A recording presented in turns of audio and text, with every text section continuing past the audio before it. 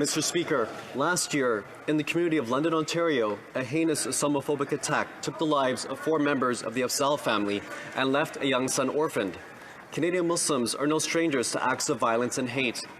Le Centre Culturel Islamique de The Islamic Cultural Center in Quebec. Hate and bigotry have no place in Canada. Nous devons tous faire. We all need to do our part to build an inclusive society. Can the Minister of Housing, Diversity and Inclusion tell this House how our government is fighting Islamophobia following last year's national summit? Minister for Housing and Diversity and Inclusion. Speaker, I thank the honourable member for his question and his really important advocacy for this really important work. As we commemorate the 1-year anniversary of the London attack and the 5-year anniversary of the Quebec mosque shooting, we know that Islamophobia is a troubling and real fact for far too many Canadian Muslims in Canada. That is why our government is creating the new position of Special Representative to combat Islamophobia.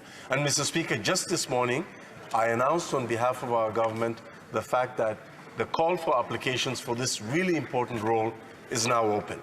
Through this step, we're combating hate and building a more inclusive society. Merci beaucoup. If I can have your attention, please. Following discussions among representatives of all parties in the House, I understand that there is an agreement to observe a moment of silence in memory of the victims of the attack in London, Ontario, that happened a year ago. I now invite the honourable members to rise.